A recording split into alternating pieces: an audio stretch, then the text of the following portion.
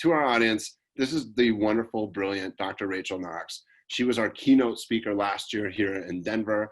She graciously agreed to join us again to be a plenary speaker, and is going to be talking about cannabis health equity. And with that, I'm just going to shut up and disappear. Thank you, Dr. Knox. You are amazing. I'm so excited to listen to this. So here I go. I'm going away. Take it over. Ben, that's probably the best introduction I've ever received. Thank you. Good morning, everyone. And I also want to thank the Cannabis Certification Council for inviting me back to the Cannabis Sustainability Symposium. And I'm really excited to be back this year to talk to you about something that I think we all should be holding near and dear to our hearts, but also our operations and to our very purpose in this space, and that's cannabis health equity. So, we all want a sustainable industry built upon sustainable practices, right? And I think, and I say that like that on purpose, I think we all want an industry regulated with integrity, but we cannot build a sustainable cannabis industry of integrity unless we collectively work to ensure that cannabis does all that it was meant to do for humanity and our earth. Sounds altruistic, but the plant heals, so we must let it. So over the course of this talk, we'll review the 4 pillars of sustainability and why everyone with an endocannabinoid system, and that means 100% of all people, should demand it. Next, we'll recognize that sustainability is a construct of privilege as we dissect the effects of cannabis prohibition on the resilience and well-being of communities of color, communities selectively targeted by the war on drugs. And finally, we'll get to explore the meaning of cannabis health equity and discuss all the ways we must leverage cannabis to ensure that all people have equitable opportunity to actualize prosperity in their lives. But first, I always, like every presentation, like to take a moment to contextualize my involvement in cannabis. I'm one of 4 docs in my family who have all pivoted away from conventional medicine into cannabinology, endocannabinogy, and cannabinoid medicine. And we've made it our lives work, like truly our mission to help establish these fields as recognized subspecialties one day. I've also spent the last 4 years in policy and regulation, the last 2 of which as chair of the Oregon Cannabis Commission. And our team is rounded out by my big brother, who my mom likes to call our out lawyer, being the lone attorney in a family full of doctors, and his wife, who bring over 15 years of legal, regulatory, business, and equity consulting in cannabis. Zach's a former vice chair of the Oakland Cannabis Commission, and LaWanda runs the technical assistance to Oakland's social equity program through her cannabis consulting firm, Make Green Go. So together we've cultivated a keen understanding and a pretty holistic critique of the cannabis industry through the eyes of the people we serve, patients and people of color, the very people harmed the most by cannabis prohibition. We acutely recognize how ignorantly and carelessly, truly, our industry has been regulated. Now, I just dropped some heavy, I understand that, but I also dropped a few terms many people are still not familiar with. So I also like to highlight them. So let's quickly review them. So we practice cannabinology, endocannabinogy, and cannabinoid medicine. What does that even mean? So first we have the word cannabinology. You'll recognize the root canna, right? Due to the plant, it's famously named after, and ology meaning the subject of study. So when we put that together, it simply means the study of the uses, effects, and modes of action of cannabinoids and cannabinomimetic substances. It's another mouthful, another word. Next, we have endocannabinology, endo meaning internal. So endocannabinology simply means the study of the function, dysfunction, and modulation of the endocannabinoid system, which we all have, as well as the modalities that modulate this system.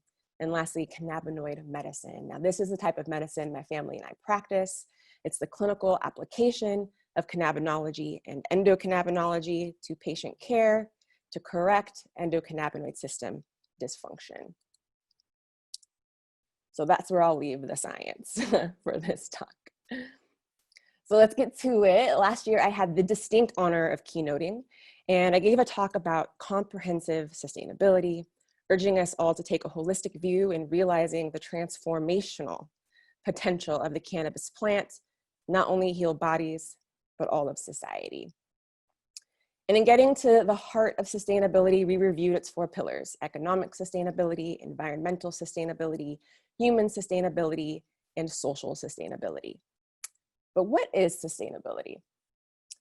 Sustainability is not only the prevention of ecological harm, nor the avoidance of depleting natural resources, it is maintenance.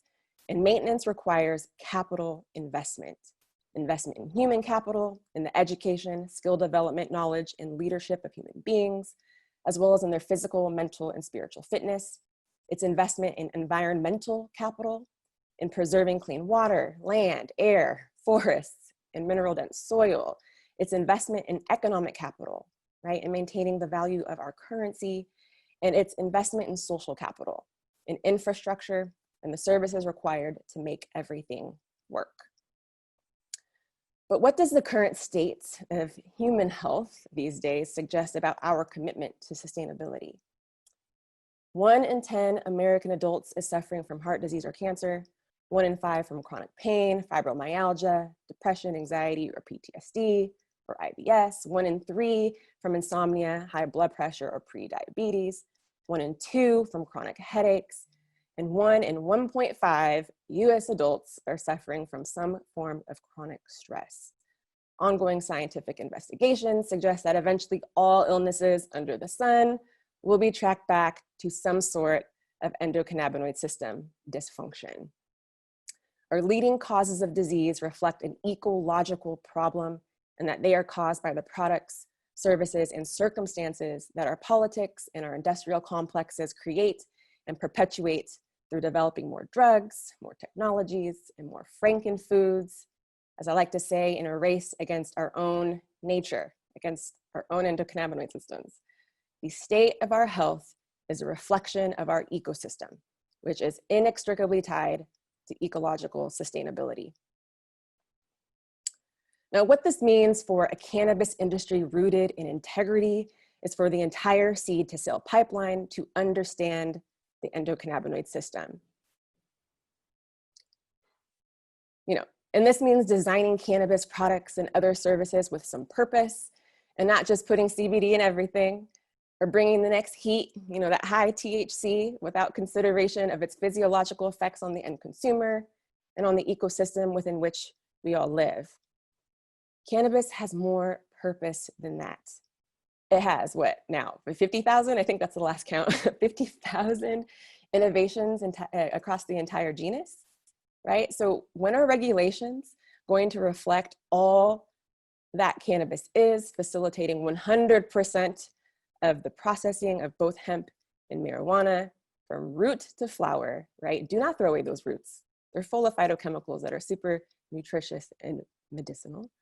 And both marijuana and hemp have transformational, I love that word, transformational industrial and medicinal utility. So I do suggest that we build cannabis industry differently and really believe that we can get this right. There still remain some virgin states that haven't legalized in hardly any capacity. And even in the states that have the longest running medical programs or have opened adult use markets, we can re-regulate cannabis for the better. I'm saying this as chair of a commission. We can do this. So we should be building a supply and demand network through a complex integration that creates outcomes that are greater than the sum of their parts. Every stakeholder can and should be leveraging and learning from one another, such that we are constantly improving our products, services, operations, and regulations. Now, illustrated here is a representation of how a science-informed regulatory framework creates reciprocity through cross-functionality, wherein each spoke of the wheel informs another. This is not a fear-based and reductive regulatory framework like the ones that we're used to. This is an opportunity-based and expansive regulatory framework. This is what a sustainable cannabis industry looks like. So we have to forget the narrow supply chain model of today that solely focuses on economic stability, using science only as a marketing tool. Instead, we deserve a seed to solution ecosystem model informed by science with an ecological goal that considers the balance and nuance of economic, environmental, human, and social sustainability needs.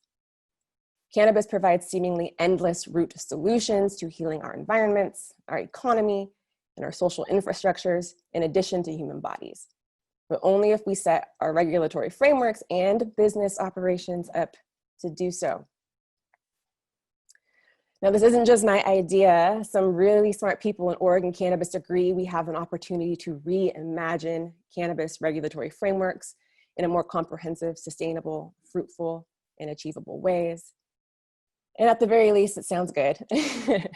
But let's get real. Whose sustainable world are we really talking about?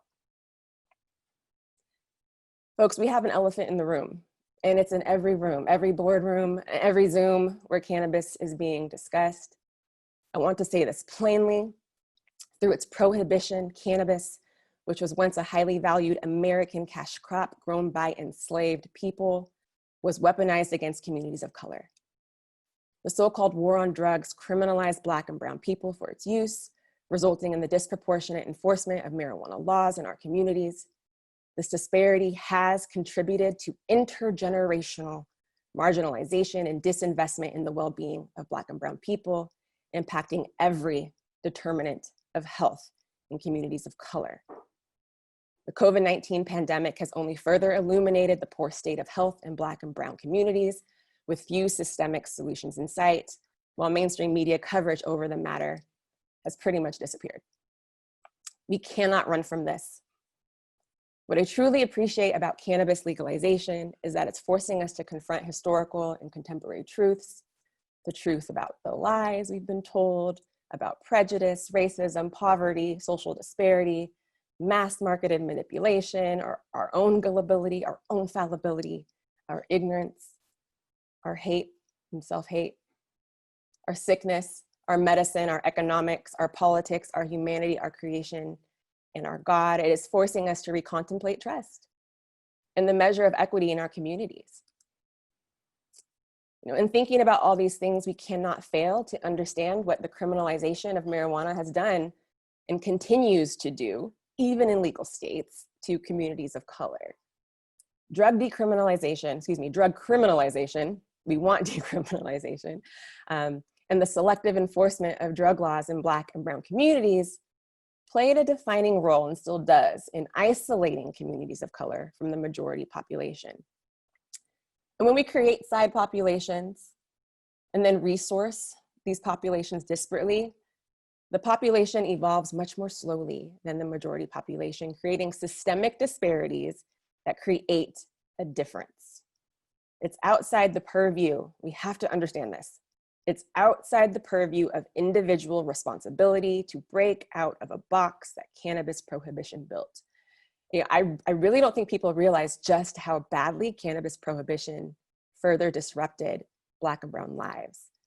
On the heels of a tough-fought civil rights era, and just 6 years after the Civil Rights Act of 1964, this is what the 1970 Controlled Substances Act and the gross weaponization of cannabis criminalization has done.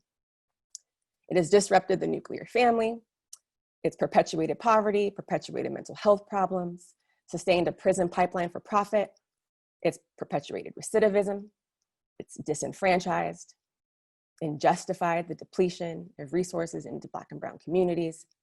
It has resulted in limited job opportunities, stunted wealth building out of pace with the majority population, and has made patients of color fearful of using cannabis as medicine.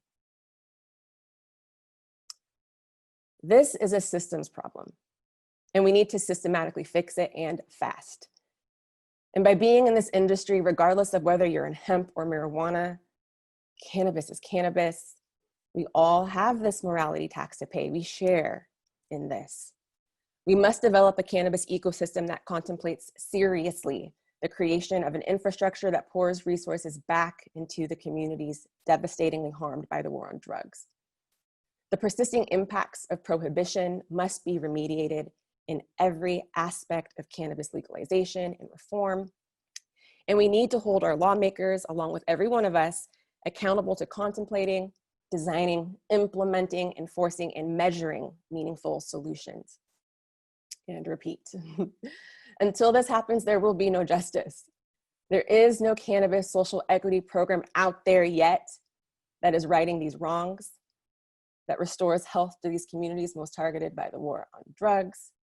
And that's because social equity programs are not informed by health. You'll always hear me championing that our rules and regulations need to be informed by the science.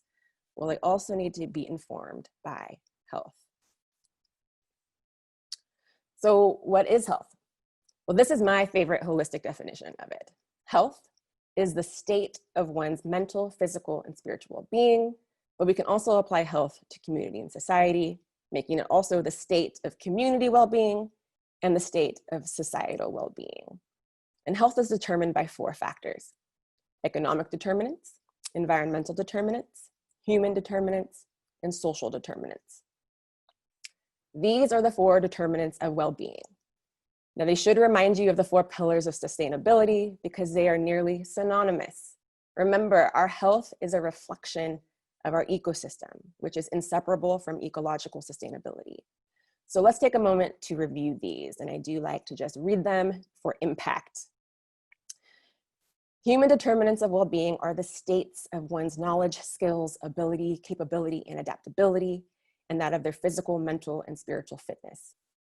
Environmental determinants are the states of the air, water, land, and soil, of outdoor and indoor spaces, and housing. Economic determinants are the states or existence of economic resources, such as income and savings, assets, and access to capital, and the state or existence of personal or collective agency, right? The free choice over the flow of how these resources flow through an individual's household or community. And lastly, social determinants are the states of social infrastructures that do or do not facilitate access to human, environmental, and economic resources, services, and justice, or that do or do not facilitate social participation, cooperation, trust, cohesion, and productivity of all people. So I know this is a lot to unpack, but this is also how critically we need to appraise and address healing in 2020. We must understand that health, good or poor, is the net of all determinants of well-being. So put another way, the state of one's health, or that of a community, or that of a society, is the sum of all the systemic inputs of an ecosystem in which one resides. And only through optimizing our ecosystems can we achieve well-being, right? You have to dig deep and come up with root solution. So equitable access to well-being is what's known as health equity. And health equity is the impartial and intentional distribution of intention and investment across all 4 determinants of well-being, such that they are optimized and balanced within and across a total population, resulting in healthy infrastructures, healthy people, healthy communities, and healthy society. Health equity is maintained through the balanced capitalization, remember investment, of sustainable infrastructures in all communities through which productivity and prosperity can be achieved, but not only that, measured, scaled, and assured. In short, equity should achieve well-being for all people, and we can measure how well we are facilitating well-being through the 4 pillars of health equity. Right? Look at all the synchronicity. Where human equity is now the impartial optimization of an individual's knowledge, skills, ability, capability, and adaptability, and the optimization of their physical, mental, and spiritual fitness. Where economic equity is now the impartial assurance of access to the possession of economic resources and personal and collective agency over how those resources are used. Where environmental equity is the impartial assurance of the existence of and access to and the maintenance of clean air, clean water, clean soil, clean and safe natural outdoor spaces, and clean, safe, and consistent housing options. And where social equity is the impartial assurance that social infrastructures facilitate first, fair and continual access to economic, environmental, and human resources, services, and justice. And 2, social participation, cooperation, trust, it's a big one, cohesion, and productivity. This is the truth. Through systemic racism and the war on drugs, Black and brown people have been denied all of this. Through intergenerational disinvestment, Black and brown people have been denied health equity, and thus the collective realization of well-being. This is why we need policy and regulations, especially as they pertain to cannabis legalization and the regulation of its economy, to be health equity centric. We need them to assure that infrastructural changes are made such that the system facilitates the actualization of health equity and well-being for all people instead of denying it. So you see, we can no longer reduce atoning for the war on drugs with social equity programs. No one in no state is getting a pat on the back for the programs that exist right now. If anything, social equity programs, through their massive exploitation, have denigrated its meaning. But more so, the term is pretty poorly understood and defined and inconsistently implemented in our industry from state to state, and fails to consider all that creates and ensures equity across a diverse population. The meaning of equity in cannabis must mean so much more, but should include criminal justice reform, expungements, and priority licensing. It has to mean more. These things do matter, but we really need holistic reform, right, in all forms to address the harms of prohibition. So please, let's stop talking about social equity in cannabis and start talking about health equity. Cannabis health equity, simply put, is the leverage of the economy, taxation, and utility of all cannabis varieties to achieve health equity. Where cannabis was and still is wielded against Black and brown communities, we must now wield it to heal them. And not just for the benefit of Black and brown, but for the benefit of everyone. The ecosystems within which we all reside, including our governing ones, need to be totally healthy. And cannabis, through its ethos, I'm going to say that again, its ethos, along with its economy and its innovations, is the right tool to achieve it. We must and honor the plant in this way. And with that, I welcome you all to the Cannabis Health Equity Movement. This is our future.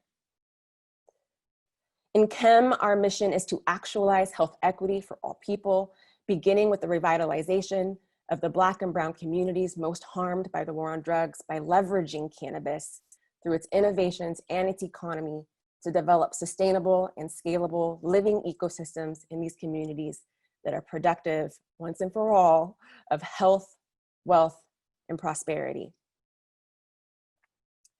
And this mission is so critical at this moment because both the prohibition and rapid over-corporatization of cannabis are antithetical to achieving equitable well-being, which is what the plant offers us freely and wholly. Remember, I said we have to use its ethos to do what's right here. Together, we must demand to decriminalize, legalize, regulate, research, and steward the cannabis industry sustainably and with integrity. The Cannabis Health Equity Movement is a call to allow this plant to do what it was put on this earth to do and to put it to work post-haste to undo the harms of its perversion. It's more than capable. It just needs compassionate humans to steward it wisely. Through this movement, we will help cannabis make impact, and not to the tune of making a very few rich, and not just to the tune of making first-class personal care goods and medicine. And quickly a note on that, high and consistent quality cannabis medicine needs to be accessible and affordable for these communities, which bear disproportionately higher rates of the maladies cannabis is so widely touted to treat. Cannabis cannot be the trendy personal care good of the more affluent white population. We cannot let that happen. And I want to repeat something I said earlier on. Cannabis provides seemingly endless root solutions to healing our environments, our economy, and our social infrastructures in addition to human bodies, but only if we do our part to ensure that the policies, regulations, and our own business practices that govern cannabis do so. Through its 50,000 agricultural, industrial, medicinal, and nutritional uses, cannabis innovations can be wielded for well-being, and we have to get this done, folks. In Black and brown communities, right, the communities most affected by the war on drugs and the individuals targeted within these communities really should be the first to benefit. At CHEM, we call our communities of color high impact pilot zones, the places we should be implementing our regenerative ideas and establishing proof of concept. If they work in the communities most disinvested in, communities coming from the farthest behind, they will work everywhere. Where can we find a better win-win? I don't know. And while revitalization must begin in Black and brown communities, the implications of this regenerative movement, so to speak, are of global scale. I know you all know that. From repleting our soil to saving our forests, to building our homes, to producing clean energy, and in doing so, creating an explosion of job opportunities. Cannabis is the currency of investment in human, environmental, social, and economic well-being. And this movement, the Cannabis Health Equity Movement, needs everyone to get active in demanding that policy and regulations and our public and private sectors get committed to investing in the infrastructure required to revivify communities and ensure not only their sustainability, but their ongoing growth. And no, this is not an easy feat. I know, I make it sound super easy. But what's certain is that we won't get there unless we all make cannabis health equity our true north. For CHEM, that begins with sharing information, right? Sharing information in Black and brown communities and introducing these communities to all that cannabis can do for them so that they too can demand cannabis justice.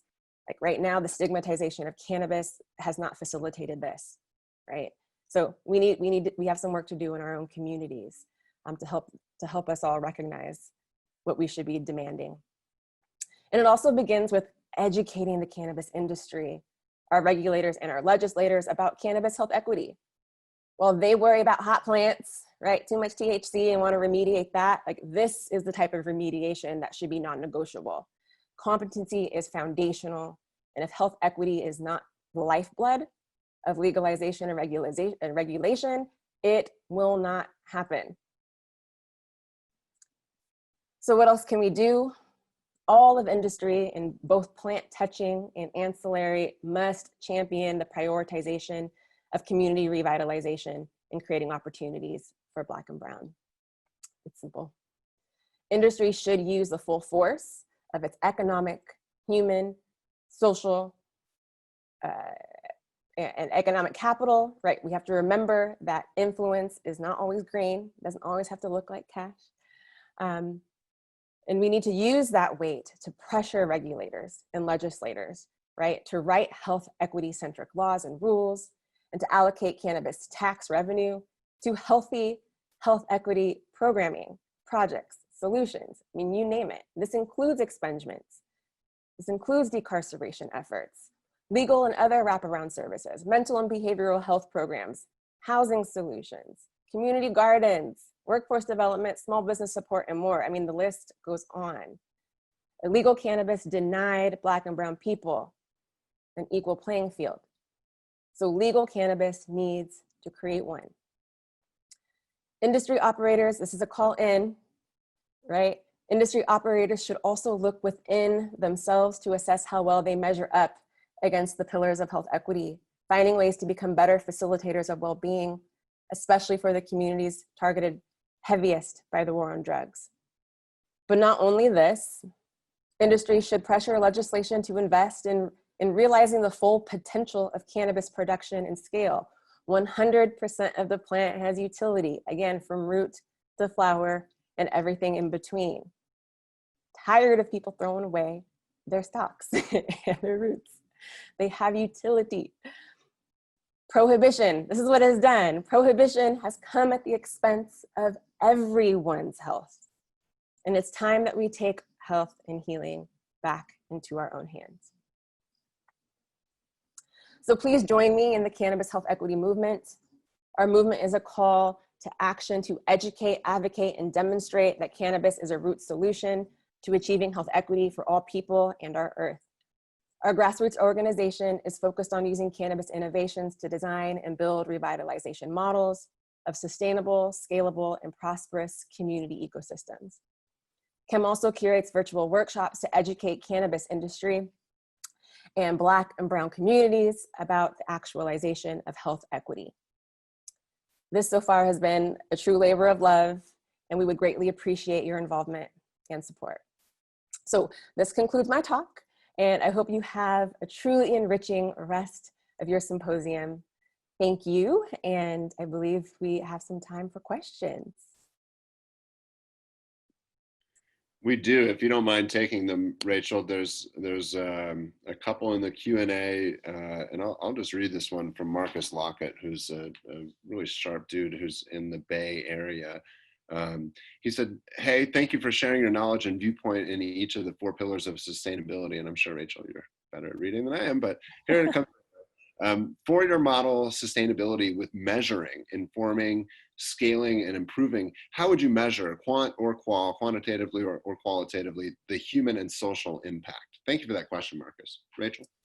Yeah, so one, I'm gonna start with social, right? And I think the true academic definition of social equity is fairness in social policy, right? So that's why I'm like, we use the term social equity very loosely and in a very confusing way. Social speaks to infrastructure, the way we set up a framework. So first, we need to go back and redesign our frameworks. And for this talk, I'm specifically talking about our cannabis frameworks. It would be a nightmare to try to reconstruct every social framework in our society. But in cannabis, it's still young enough. People are still trying to figure it out. We can get in there and actually create, I mean, in a sense, a pilot for all other industries that contemplates how a supply and demand network should look like, right, for the productivity of the cannabis industry. And it's funny, right? Regulators aren't doctors.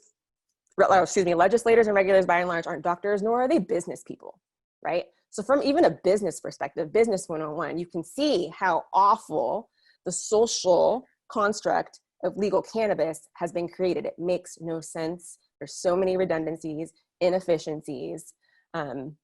It's insane. So we need to start there. And what I mean by creating social structures with health equity in mind, health equity centric frameworks is such that so that we can set them up to optimize human sustainability. Remember, human sustainability or capital or equity speaks to an individual's skill sets, their knowledge, their adaptability, their capabilities, etc. You have to invest in people in order to cultivate those things. So, through, didactic or kinesthetic, measurements, we can assess how well a social infrastructure is productive of increasingly, healthy people. I think that's simple. We know whether a person is healthy or sick. We use aptitude tests all the time to assess the skills or the knowledge capacity of people. So I think those are easy ways to do it. It's just, how do we put this together, smartly and efficiently? And there are enough smart people to figure this out. One more question, and a few people were also asking about this in chat, so I think it's a good one. Can you talk a bit more about the applications with the plant's root and stock and what can be done with that? Yeah, so stock is fiber, right? So anything we can make from fiber, and from textiles to building materials, and those roots, they're full of phytochemicals. There's no cannabinoids in those roots, but there are terpenes. There are other plant nutrition. When I first started seeing patients in cannabis, I had patients that were growing their own plants and making their own medicines. And I had a woman tell me, and this blew my mind, that she only used her roots to make balm for her arthritis in her hands. No cannabinoids at all whatsoever. It was the other phytochemicals in that root that was giving her pain relief. She called it her root balm. And I was like, what's root balm? I was like, root beer? Root balm? Like, what are you talking about? And she educated me. And since then, we've taken a deeper dive into the science of the whole plant. And what it's revealed is that there are chemicals in that plant that are antioxidant, that are anti-inflammatory, that are anti-cancer. So it's truly a shame, right, that our regulations are forcing us to destroy and throw away parts of the plant that have the utmost utility. Well, I'll share this with you, Rachel. I was recently appointed to the Colorado Marijuana Enforcement Division Science and Sustainability Rulemaking Panel, which I was really excited that the state decided to do a science and sustainability rulemaking panel. And That's cool. you know, it's been fascinating. And one of the really, frankly, I don't know, it made me feel good. Something that made me feel good was that a lot of the work that we've been doing to put these events on, the symposium events, and all this work that we've been doing now for 5 years, a lot of the folks that have been at the core of organizing that were also appointed to this rulemaking panel. And a lot of the conversation that we've been having through these auspices have now rolled into rules. So in Colorado, starting January 1st of next year, the rendered unrecognizable rules will no longer be in place.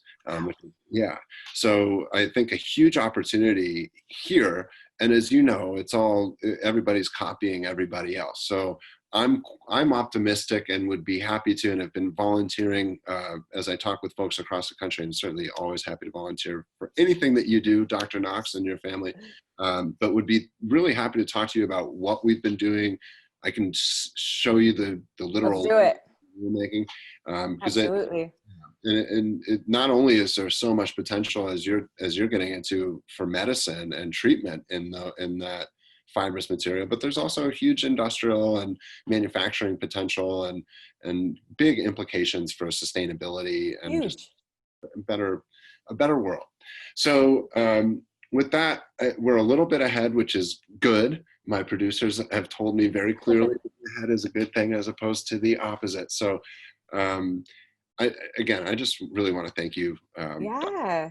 And I definitely want to hear more about that. You know, I'm very proud. I had an Instagram post today about it, of the work in Oregon that a cannabis equity work group put together. So we have a bill for our long session this year. And our bill is probably the most comprehensive and holistic equity legislation ever. Cool. You know, and this comes from a group who has been involved in social equity for a long time. You know, the founders of Minority Cannabis Business Association and other folks, M4MM, you know, alum as well, who worked on this. So we've had the benefit of hindsight and also the foresight of cannabis health equity to develop that, and would love to share what we're doing with you too. Thank you. Because I think it's a pretty solid piece of model cannabis equity legislation. Yes, and the cannabis health equity movement, which is so cool. Well, Dr. Knox, again, thank you so much. Let's connect. Let's plan to connect. We can talk about some of the waste stuff and some of the other measures that we're taking here to try and just really reduce the carbon footprint and waste from the industry, because as much as we should be thinking more about what you're talking about and the ability to get more out of that stuff, the focus of the conversation is just about reducing waste, which is also good. It's also good. It leaves some stuff on the table. You know, we talk about baby steps. It's too late for baby steps, and the cannabis plant provides us many solutions all at once. I mean, a lot of it is going to come down to infrastructure, like I mentioned, and, you know, the capitalization of that infrastructure. I get that, but it's not because we don't know how to do it that this is not getting done. You know, it's a matter of making the right choices and where to invest.